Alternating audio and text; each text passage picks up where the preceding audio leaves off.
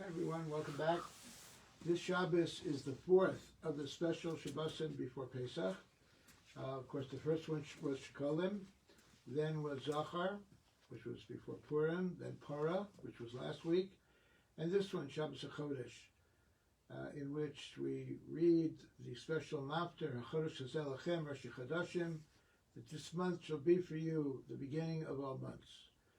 Rashi points out in the first Rashi in Chumash that the mitzvah of determining the months of HaChodesh Hazel Lachem is the first mitzvah that the Jewish people were commanded.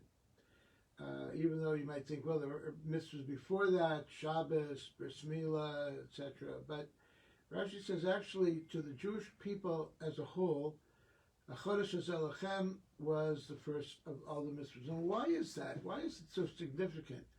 The counting of the months and determining of the month. Why is it so important, so special? Well, we know that there are two Kedushos. There are two forms of holiness. There's Kedushas HaZman and Kedushas HaMakom. There is holiness of place and there is holiness of time. Holiness of place means places that are holy, a synagogue, the Beis HaMikdash, a place where a mitzvah takes place is a special place. But holiness of time is actually a higher level than that. Holiness of time means, for example, Shabbos, holidays, and special occasions that we commemorate. And why is holiness of time more special? Because when there is no place that is holy, for example, when the temples were destroyed, or when a synagogue doesn't exist anymore, holiness of time still remains. Holiness of time always remains. It's always there. And what is so significant about time that is so special about it that it is even greater than place? And the answer is that time is something which is magical. Time is something which is almost mystical and spiritual. Well, place is something which is very physical. So a time is something that you can't put your finger on time. Time is something which is elusive, but nevertheless is very much there. It's interesting that during the Soviet occupation of Russia, during that time period, the Judaism, among other religions, was prohibited, and Jews were not permitted to congregate together in synagogues except under very limited circumstances. There was one object which was very, very special and which was holy, and that was a calendar. Jewish people in Russia wanted a calendar. They wanted a calendar. What was so significant about a calendar? And that is that the calendar told them exactly what to do. The calendar told them how to act when Shabbos started, when the holidays were. The calendar was a very significant thing. Without a calendar, you don't know when is Pesach, when is Shavuos. You don't know when the holidays are. A calendar is a very, very important thing. I know that when our calendars come out at the beginning of the year, actually during the summertime, just before Rosh Hashanah, everybody's very anxious to get a calendar. They all want to find their calendar. Jews who may not be so religious, so observant, but when it comes to a calendar, they all need the calendar because you want to find out when are the holidays coming this year. So a calendar is a very, very significant thing. Holiness of time is something which Jewish people regard very greatly. We know that the Jewish calendar is based on the moon, not on the sun.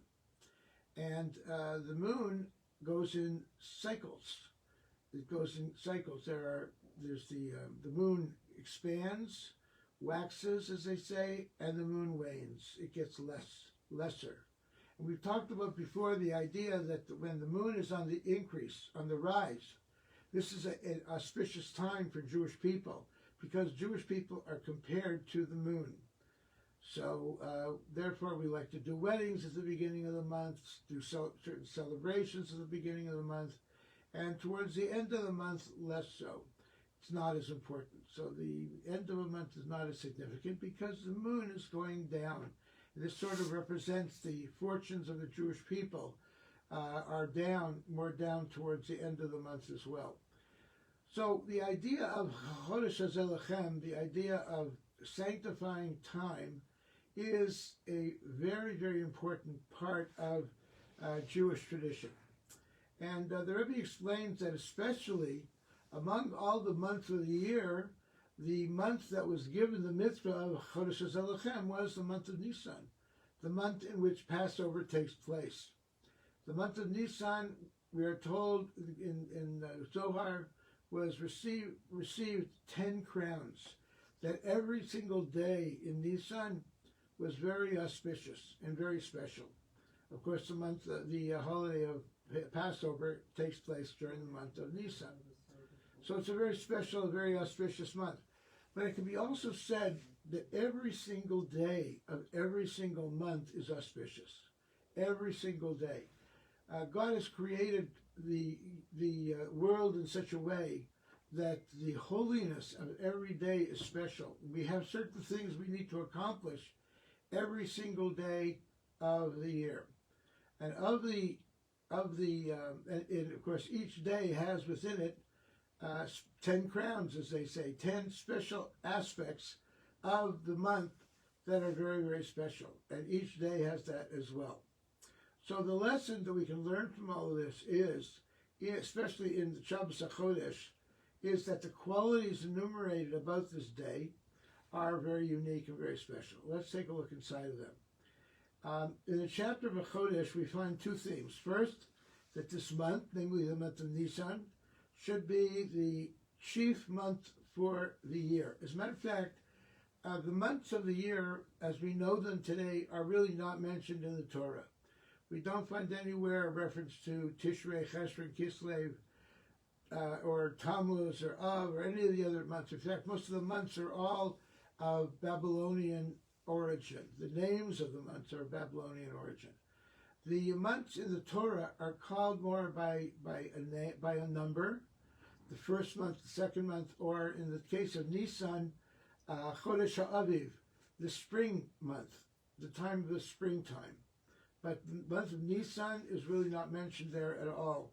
So the names of the months were given their special names and their special characteristics actually in Golus, in exile. Not while the Jewish people were living in the land of Israel, while they were in Babylon. And the Sikha says that in the chapter of HaChodesh, we find two themes. First, this month, Nisan, should be the chief months for you of all the months of the year. And second, each man shall take a sheep for his family, and it talks about the Korban Pesach, the Passover sacrifice, which was to be done in the month of Nisan. So we know that there are 4 Rosh Hashanahs of the year. There's the Rosh Hashanah that takes place in Tishrei, like in September, which is the Rosh Hashanah of the world being created. We find the Rosh Hashanah of trees, which is Tu B'Shvat. The Rosh Hashanah of animals and tithing takes place in Rosh Chodesh Rosh Chodesh Elul, and the final Rosh Chodesh, which is the main Rosh Chodesh for the Jewish people, is in Nisan, which is the month of Passover. What is so significant about Nisan? Why does the Torah compare the other months to Nisan? For example, it says that the Tishrei is the 7th month. It's referred to in the Torah as the 7th month. Why is that? Because the Jewish people left Egypt in the month of Nisan, on the 15th of Nisan, and it was in the month of Nisan that we became a nation. We became a people. So for us, the month of Nisan is the most significant month of the entire year. And therefore, the Torah says, this month is referring to the month of Nisan.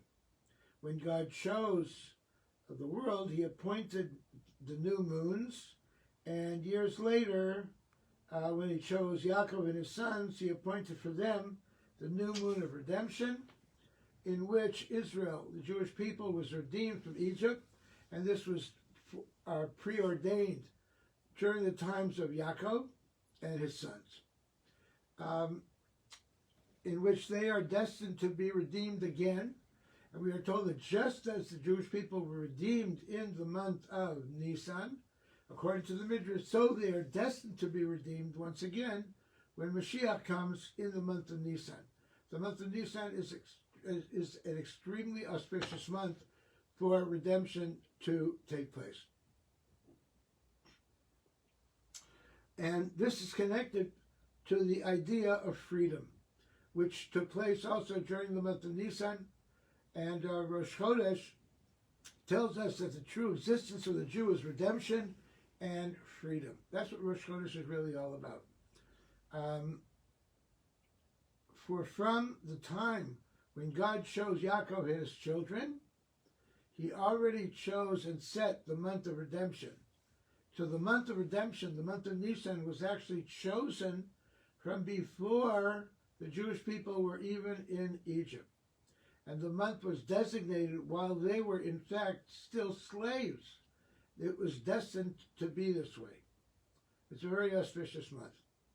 And the theme of freedom is equally stressed in the case of the Korban Pesach, the sacrifice, the Passover sacrifice, which although eaten while still in bondage, they still ate it before they left Egypt.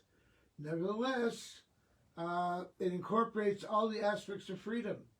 The manner of eating, and we do it reclining, and the garments in which they wore at the time of eating, which was with their clothes on, ready to go, with their preparedness for leaving Egypt right away, with the shoes, the staff, the pack, and all the time of eating, namely the readiness for redemption.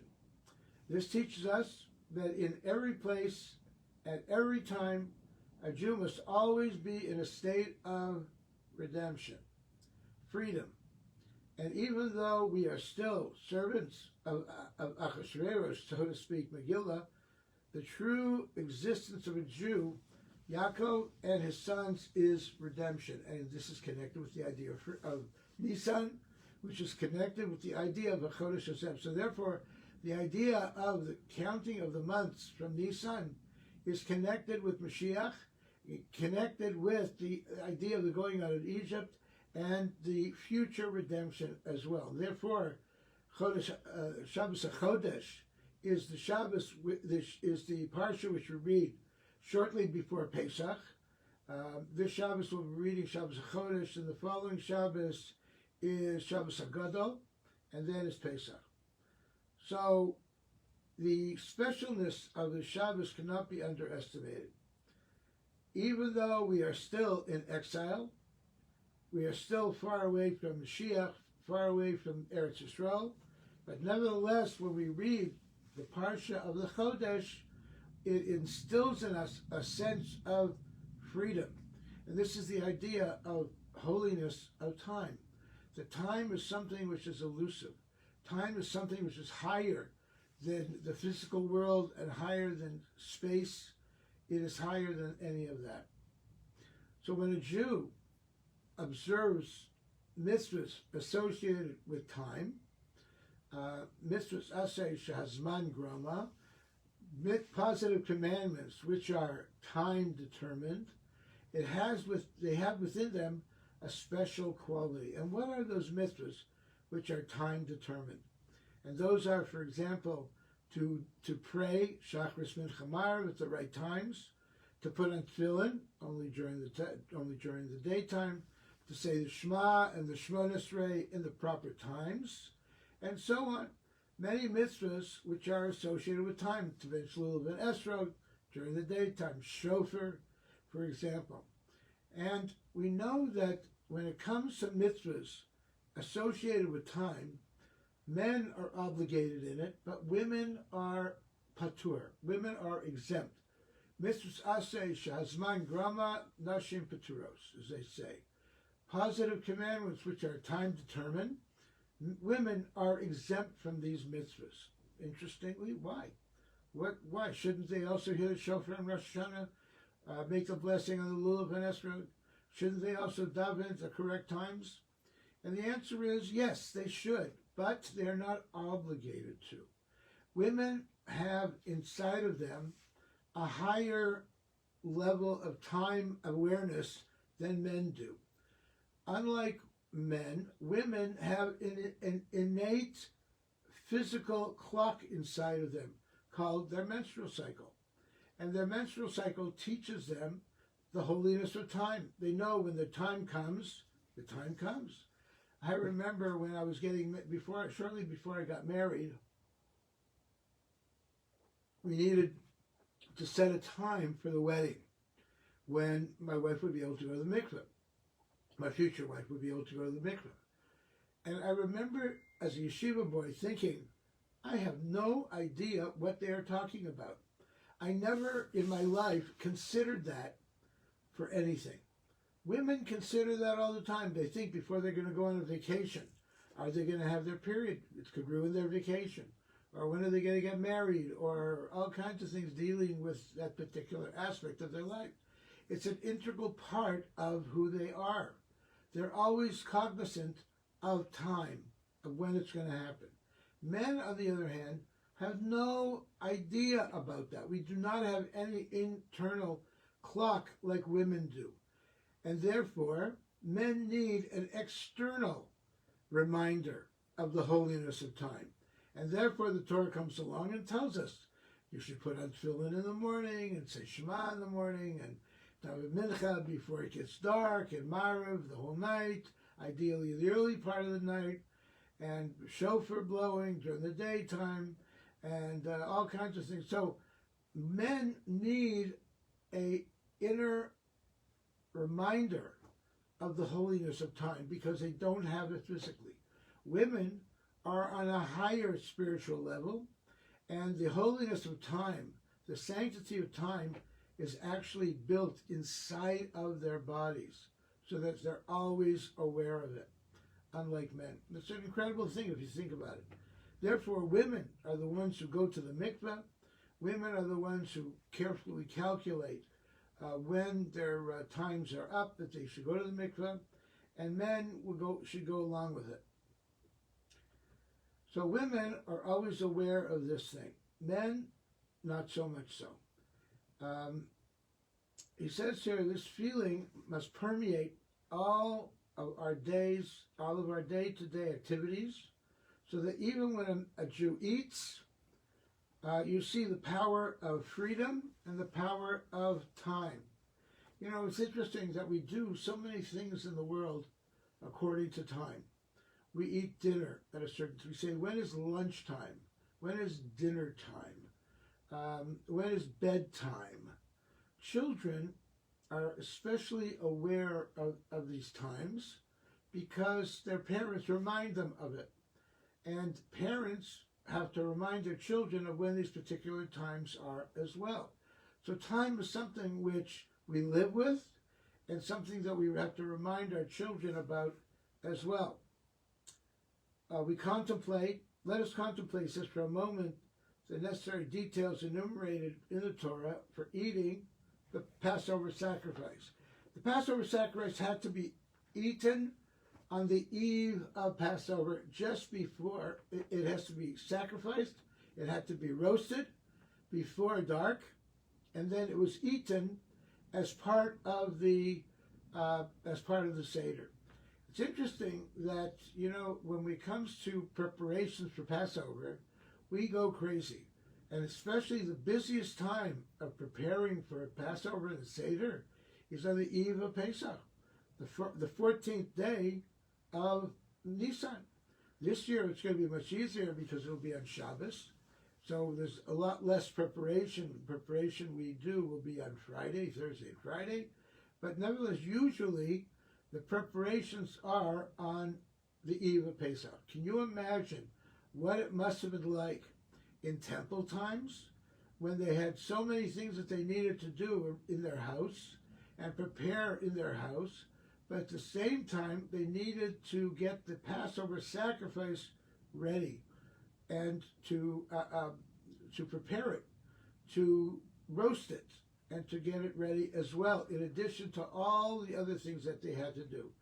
So they woke up certainly in the morning with the idea that every single moment, every single minute of today is going to be very, very significant to them. And this was a very important thing as well. We see that they were ready for the journey to leave, ready and waiting for that split second to arrive when the time has come for them to leave Egypt. And they were to leave Egypt really at the crack of dawn, in the very early hours of the morning of the 15th of Nisan. So we can see how busy they must have been and how important the timing must have been for them to leave. So a Jew must think that since the redemption can come only by the will of God, and as the previous Rabbi often said, we were not exiled from our land willingly, and it is not in our power alone to return our Father, our King. He will redeem us. That was, we did not leave willingly, and so Mashiach will come also not willingly. Mashiach will come when Mashiach is going to come, as they say, at the proper time. If so, there remains nothing for the individual to do, actually. On the contrary, he can lie back and sleep, or in the best situation, he can study Torah, because that constitutes spiritual freedom even now. So the Korban Pesach, the Passover sacrifice, teaches us that to fulfill the mitzvah of eating the Passover, the Pesach, one had to be dressed for the part. You must put on your shoes, gather up your coattails, and take your stick in hand to bring the redemption. The redemption will come at an appointed time, a particular time that the Mashiach will come. And we have to be prepared for that time. Therefore, even when one does mitzvahs and studies Torah to perfection, it's not enough. You must also wait with bated breath. Stand ready for the moment when Mashiach will come, and then leave Galus, leave the exile immediately when the time comes. And we don't know when that time is going to be, but it will happen in a moment's notice, as they say, in the blink of an eye. Interestingly, the Pesach service takes place in Egypt, in exile. And in exile, especially, time takes upon itself a special meaning. Holiness of time takes upon itself a special meaning, a unique meaning, because exile is a time of very mundane pursuits. We don't have a temple, so we have to be reminded of the holiness of time through the various mitzvahs that we do in exile, in the times of exile. Now, this is expressed by King David in Tehillim. It says, do not keep, this is in chapter 83 of Tehillim, do not keep silent, O God. Do not hold your peace and be still, O God. After doing our duty in Torah and mitzvahs, we turn to God to take us out of the golus, of the exile. Our attitude of anxious, impatient waiting will show all that men may know that you alone, whose name is the Lord, are the most high over all the world. In other words, who is really in charge? God is in charge. And who will determine the time for the exile to end? It'll only be Hashem. We can do the best we can, and we can hope for the best, but ultimately, when the time comes, it's up to God to determine what that time will be. So at any moment of any day, all of a sudden it can happen that Mashiach will come, God will reveal Mashiach, and that it'll be the time to leave exile and to go on eagle's wings to Eretz Yisrael. But we don't know when that's going to be. So we have to plan every single day, every single moment, as if this is the time that it'll happen. And this particular mitzvah taking place right now, whether it is to sit and study some Torah or to put on tefillin and to do any mitzvah at all, could tip the balance that is necessary for the time of exile to be up and for the time prepared for us to leave and to go. It's interesting, these times right now, Israel is sort of locked in because of the virus. Many flights are not going to Israel right now, and many people who were planning on making Aliyah in our own community, we have several people who are planning on making Aliyah. They've made all the preparations, they've filled out all the forms, even their bags could be packed, they're ready to go, and they're just waiting for the call. They're waiting for the moment that is just right to leave, to get on that plane. And it can have, they're told it can happen at any time. They're not going to be given very much notice at all. And in fact, this is sort of like the exile in general. We're all waiting. We've all done our homework. We've all prepared. We've done all the mitzvahs that are necessary to be done before the ultimate geula, redemption. But we're waiting for the last minute. We're waiting for the call.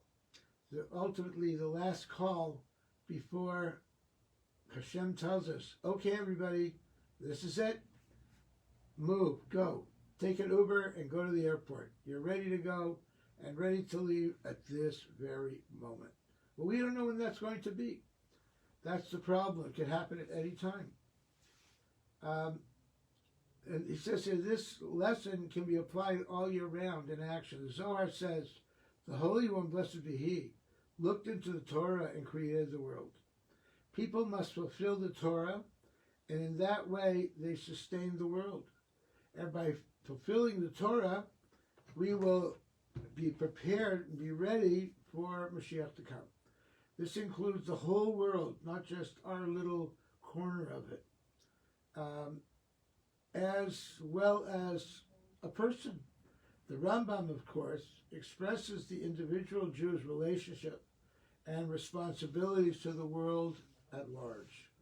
If he fulfills one commandment, he turns the scale of merit in his favor and in that of the whole world, and brings salvation and deliverance to all his fellow creatures and to himself. It says in the laws of Teshuvah of the Rambam, it all depends on us, and it all depends on us fulfilling that last mitzvah that is necessary for us to do at this moment, not tomorrow, not in a couple hours from now, but right now.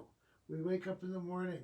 We could either read the newspaper, or we can open up a sefer, or do our preparations for prayer, say the korbanos, or whatever it may be at this moment. And perhaps it's this moment in history that is necessary for that very, very fact to be done, so that at this moment now, Mashiach will come, because this will be the last moment necessary, the last mitzvah of this moment to happen. By acting in this manner, we'll quickly merit the true and complete redemption through Mashiach. The Zohar says that each day has a special function to be performed, meaning that each day there is a unique divine service to be performed and a special quality connected with that particular mitzvah. Additionally, for this particular attribute, that specific day serves as a gateway for all previous time to elevate all aspects connected to it. So today could be the day. And today we need to do certain things that are necessary to be done today. Take a look, let's reflect on our lives and see what we need to do today. What mitzvah do we need to do? What is lacking for today particularly? Although it was mentioned earlier that when Rosh Chodesh Nisan occurs on Shabbos, for example, we apparently lose the attribute associated with the start of creation, which it has when it falls on Sunday. Now this year, actually Rosh Chodesh Nisan does take place on Sunday. And the first night of Pesach will be Sunday. It'll be on Saturday night, which presents itself with unique challenges and unique possibilities as well. Usually when we come into Pesach, we are very tired and exhausted from all the preparations that we made to get ready for the Seder night. This year, the preparations will be done beforehand. We'll have an opportunity on Shabbos to take a little nap or to rest and to get ready to greet Shabbos, to get ready to greet the Seder. So when it comes to Seder, we will be wide awake, and as our children will be, hopefully, and we'll be able to really come into the Seder in a very beautiful, a very special way. Hasidus teaches that the month of Tishrei is the time of creation, is related to the normal natural phenomenon, and Nisan, the time of the Exodus, is related to supernatural occurrences. Miracles took place during the month of Nisan. In fact, the month of Nisan, the word Nisan means miracles.